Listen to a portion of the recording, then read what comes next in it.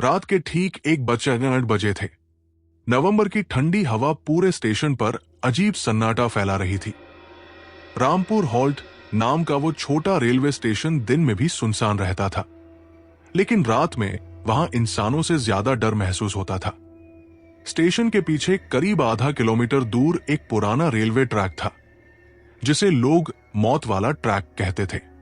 कहा जाता था कि वहां हर साल किसी न किसी की मौत जरूर होती है। कुछ लोग इसे हादसा कहते थे और कुछ लोग कहते थे कि वहां एक भूत रहता है। मेरा नाम विवेक है और मैं उन बातों पर कभी विश्वास नहीं करता था, लेकिन जो उस रात मेरे साथ हुआ, उसके बाद मैं आज तक रात में ट्रेन की सीटी सुनकर कांप उठता हूं। उस रात मैं अपने दोस्त अजय के साथ स्टेशन के पास वाली दुकान से लौट रहा था। अचानक अजय ने मजाक में कहा, चलना मौत वाला ट्रैक देखते हैं। मैंने हंसते हुए कहा, भूत वूत कुछ नहीं होता, और बस यही मेरी सबसे बड़ी गलती थी। हम दोनों मोबाइल की फ्लैशलाइट जलाकर ट्रैक की तरफ बढ़ने लगे। चारों तरफ घना अंधेरा था। दूर कहीं कुत्तों के भौंकने की आवाज आ रही थी। जैसे जैसे हम ट्रैक के पास पहुंच रहे थे, हवा और ठंडी होती जा रही थी। अचानक अजय रुक गया। उसने धीरे से कहा, तूने सुना? मैंने पूछा, क्या? तभी ट्रैक के दूसरी तरफ से किसी के चलने की आवाज आने लगी। टक टक टक, जैसे कोई भारी जूते पहनकर पटरियों पर चल रहा हो, लेकिन वहां कोई दिखाई नहीं दे रहा था। मेरा दिल तेजी से धड़कने लगा। तभी अचानक दूर से ट्रेन की सीटी सुनाई दी। मैंने राहत की सांस ली, कोई रेलवे वाला होगा। लेकिन अजय का चेहरा सफेद पड़ चुका था। उसने कांपती आवाज में कहा, विवेक, इधर देख। मैंने जैसे ही ट्रैक की तरफ देखा, मेरे पैरों तले जमीन खिसक गई। करीब 100 मीटर दूर एक आदमी खड़ा था। काले कपड़े, झुका हुआ सिर और हाथ में लालटेन। वो बिल्कुल हिल नहीं रहा था। मैंने आवाज लगाई, कौन हो? लेकिन उसने कोई जवाब नहीं दिया। तभी ट्रेन की आवाज तेज होने लगी। लगता था ट्रेन बहुत करीब आ चुकी है। मैंने फिर उस आदमी की तरफ देखा, लेकिन इस बार वो थोड़ा और पास था। बिना चले, बिना आवाज किए मेरा गला सूख गया। अजय ने मेरा हाथ पकड़ लिया, चल यहां से। लेकिन तभी वो आदमी धीरे धीरे अपना सिर उठाने लगा। उसकी आंखें पूरी सफेद थी और उसका चेहरा ऐसा लग रहा था जैसे किसी ट्रेन ने उसे कुचल दिया हो। हम दोनों डर के मारे पीछे हटने लगे। तभी अचानक ट्रैक पर बहुत तेज रोशनी दिखाई दी। ट्रेन आ रही थी, लेकिन सबसे डरावनी बात यह थी कि वो आदमी अभी भी पटरियों के बीच खड़ा था। मैंने चीख कर कहा, हट जाओ, लेकिन वो बस हमें घूर रहा था। अगले ही सेकंड ट्रेन उसके आर पार निकल गई और वो गायब हो गया। ट्रेन गुजरने के बाद पूरा इलाका फिर शांत हो गया। मेरी सांसें तेज चल रही थी। अजय बोला, मैंने कहा था ना, यहां कुछ गड़बड़ है। तभी अचानक मेरे मोबाइल में अपने आप कैमरा ऑन हो गया। स्क्रीन पर सिर्फ अंधेरा दिखाई दे रहा था, लेकिन फिर कैमरा में हमारे पीछे कोई खड़ा दिखाई दिया। वही आदमी। मैं और अजय तुरंत पीछे मुड़े, लेकिन वहां कोई नहीं था। तभी मोबाइल स्पीकर से खरखराती आवाज आई, अगली ट्रेन तुम्हारे लिए आएगी। और अचानक फोन बंद हो गया। अब हमारा डर पागलपन में बदल चुका था। हम दोनों वहां से भागने लगे, लेकिन कुछ दूर जाने के बाद अजय अचानक रुक गया। उसकी आंखें ट्रैक की तरफ टिकी थी। मैंने घबराकर पूछा, क्या हुआ? उसने धीरे से कहा, वो फिर दिखा। मैंने पीछे देखा और इस बार मेरी चीख निकल गई। वो आदमी ट्रैक पर नहीं, हमारे बिल्कुल पीछे खड़ा था। उसकी सफेद आंखें अंधेरे में चमक रही थी। उसके चेहरे से खून टपक रहा था और उसकी टूटी हुई गर्दन एक तरफ लटक रही थी। उसने धीरे से कहा, इतने साल बाद कोई रुका है। अगले ही पल अजय जोर से चीखा। मैंने देखा उस आदमी का हाथ अजय के कंधे पर था और अजय का शरीर धीरे धीरे पटरियों की तरफ खिंच रहा था। मैं डर के मारे जड़ हो चुका था। अजय मदद के लिए चिल्ला रहा था, विवेक बचा मुझे। लेकिन तभी दूर से फिर ट्रेन की आवाज आने लगी, इस बार बहुत तेज। ट्रैक कांपने लगे। मैंने पूरी ताकत से अजय का हाथ पकड़ लिया, लेकिन ऐसा लग रहा था जैसे कोई अदृश्य ताकत उसे खींच रही हो। ट्रेन की रोशनी अब हमारे ऊपर पड़ रही थी और उसी रोशनी में मैंने उस भूत का असली चेहरा देखा। वो इंसान नहीं था, उसका आधा शरीर कुचला हुआ था। आंखों की जगह काले गड्ढे थे और उसके होंठ फटे हुए थे। तभी उसने मेरी तरफ देखकर मुस्कुराया और अगले ही सेकंड अजय मेरे हाथ से छूट गया। ट्रेन तेज आवाज के साथ गुजर गई। सब कुछ सेकंड के लिए धुंधला हो गया। जब ट्रेन चली गई तो ट्रैक पर सिर्फ मैं खड़ा था। अजय कहीं नहीं था, सिर्फ उसकी टूटी हुई चप्पल पटरियों के बीच पड़ी थी। मैं पागलों की तरह भागा। उस रात के बाद अजय कभी नहीं मिला। पुलिस ने कहा शायद वो ट्रेन के नीचे आ गया, लेकिन वहां खून का एक कतरा तक नहीं मिला। और सबसे डरावनी बात, 3 दिन बाद मेरे मोबाइल की गैलरी में एक नई फोटो मिली। वो फोटो उसी रात की थी। मैं और अजय ट्रैक के पास खड़े थे और हमारे पीछे वही आदमी मुस्कुरा रहा था। लेकिन इस बार उसके साथ अजय भी खड़ा था, सफेद आंखों के साथ, बिल्कुल चुप। और फोटो के नीचे सिर्फ एक लाइन लिखी थी, अगली ट्रेन अभी बाकी है। उस फोटो को देखने के बाद मेरे हाथ कांपने लगे। मैंने तुरंत गैलरी बंद कर दी। लेकिन उस रात के बाद मेरी जिंदगी बदल गई। हर रात ठीक 1:08 बजे मेरे फोन में अपने आप वाइब्रेशन होने लगता। कभी ब्लैंक कॉल आती, कभी ट्रेन की सीटी जैसी आवाज सुनाई देती। शुरुआत में मैंने खुद को समझाया कि ये डर की वजह से हो रहा है, लेकिन फिर अजीब घटनाएं शुरू हो गई। एक रात मैं अपने कमरे में अकेला था कि अचानक बाहर से ट्रेन गुजरने की आवाज आने लगी। समस्या ये थी कि मेरे घर के आसपास कोई रेलवे ट्रैक नहीं था। आवाज धीरे धीरे तेज होती गई, खिड़कियां कांपने लगी, कमरे की लाइट ब्लिंक करने लगी और फिर मेरे कमरे के दरवाजे के नीचे से काला धुआं अंदर आने लगा। मेरा गला सूख गया।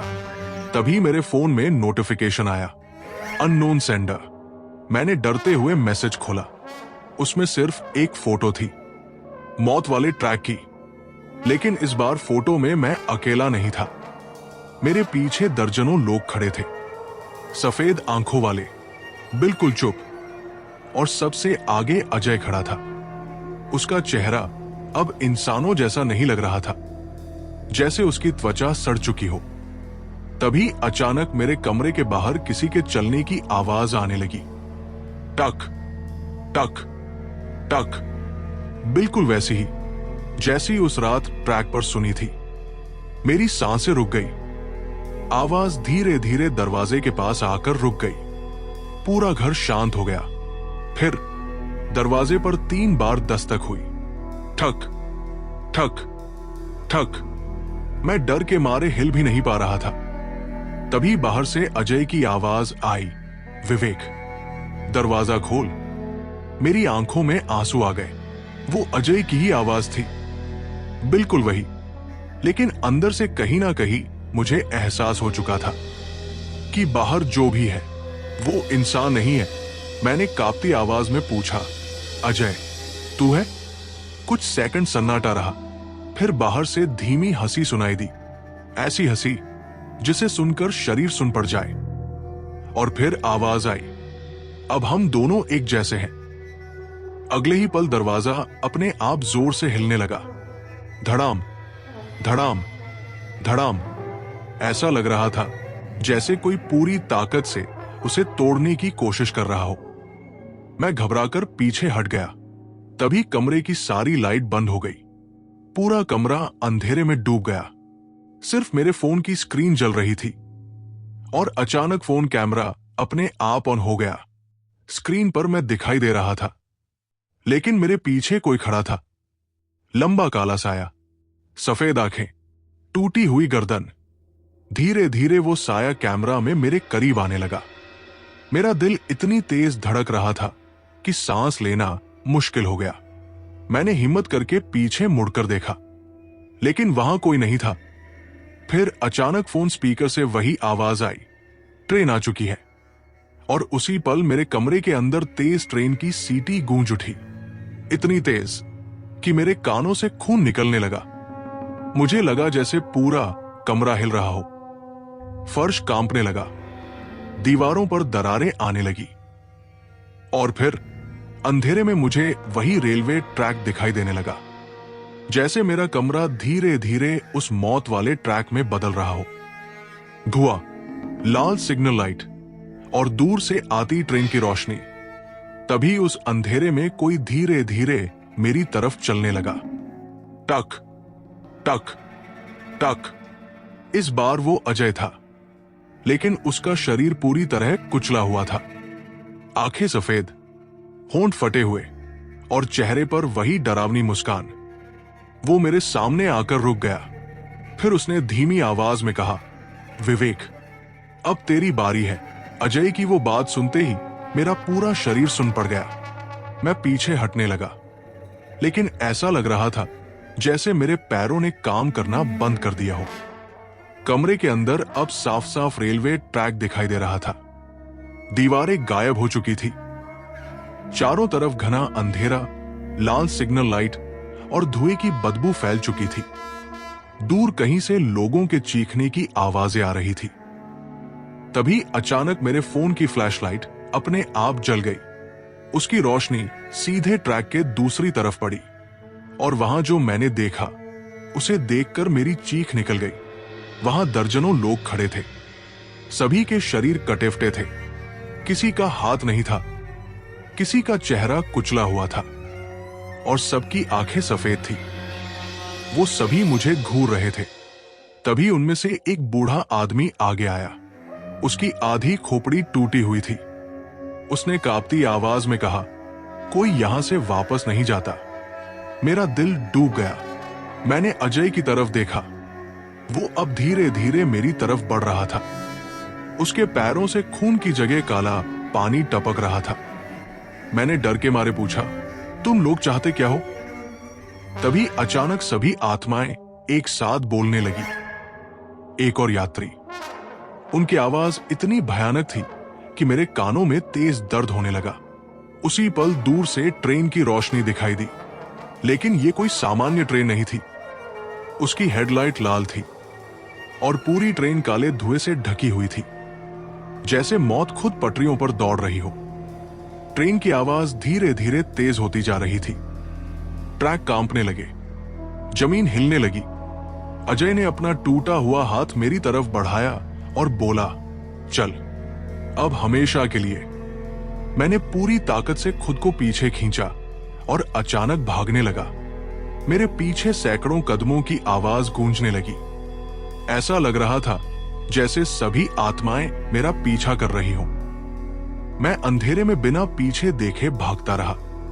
तभी अचानक मेरा पैर किसी चीज से टकराया और मैं जमीन पर गिर पड़ा। मैंने नीचे देखा और मेरी सांस रुक गई। जमीन पर एक पुरानी रेलवे यूनिफॉर्म पड़ी थी। उसके पास जंग लगी लालटेन थी, और उसी के बगल में एक आधा सड़ा हुआ स्केलेटन पड़ा था। उसकी जेब में एक पुराना पहचान पत्र था। कांपते हाथों से मैंने उसे उठाया। उस पर नाम लिखा था, रघुनाथ प्रसाद, रेलवे गार्ड। तभी अचानक मेरे दिमाग में स्टेशन पर सुनी हुई एक पुरानी बात याद आई। कई साल पहले एक रेलवे गार्ड की मौत इसी ट्रैक पर हुई थी। कहा जाता था कि उसने एक रात पूरी ट्रेन को बचाने के लिए खुद की जान दे दी थी, लेकिन उसकी लाश कभी पूरी नहीं मिली। तभी मेरे पीछे से वही भारी आवाज आई। उसने हमें रोका था। मैंने धीरे धीरे पीछे मुड़कर देखा। इस बार वहां सिर्फ अजय नहीं था। उसके पीछे वही काले कपड़ों वाला आदमी खड़ा था, हाथ में लालटेन लिए, लेकिन अब उसका चेहरा साफ दिखाई दे रहा था। वो इंसान नहीं लग रहा था। उसकी आंखों की जगह गहरे काले गड्ढे थे और उसका आधा शरीर कुचला हुआ था। उसने लालटेन उठाई और अचानक उसके अंदर नीली आग जलने लगी। उसी रोशनी में मैंने देखा कि ट्रैक पर खड़ी वो काली ट्रेन अब बिल्कुल मेरे सामने पहुंच चुकी थी। उसके सभी डिब्बों की खिड़कियों में सफेद आंखें दिखाई दे रही थी, जैसे पूरी ट्रेन मरी हुई आत्माओं से भरी हो। ट्रेन धीरे धीरे रुकने लगी और फिर उसका दरवाजा अपने आप खुल गया। अंदर सिर्फ अंधेरा था। तभी सभी आत्माएं एक साथ चीखने लगी, चढ़ जाओ। मेरा शरीर कांपने लगा। ऐसा लग रहा था जैसे कोई अदृश्य ताकत मुझे ट्रेन की तरफ खींच रही हो। अजय ने मेरा हाथ पकड़ लिया। उसकी पकड़ बर्फ जैसी ठंडी थी। उसने मुस्कुराकर कहा, अब तू भी हमारे साथ चलेगा। तभी अचानक कहीं दूर से मंदिर की घंटी बजने लगी। टन टन टन आवाज सुनते ही सभी आत्माएं अचानक बेचैन होने लगी। काले कपड़ों वाला आदमी गुस्से में चीख उठा और उसी पल ट्रेन की लाल लाइट्स ब्लिंक करने लगी, जैसे कुछ बहुत गलत होने वाला हो। मंदिर की घंटियों की आवाज तेज होती जा रही थी। टन टन टन हर घंटी के साथ ट्रैक के आसपास का अंधेरा कांपने लगा। मैंने देखा कि वो काली ट्रेन अचानक रुक गई थी।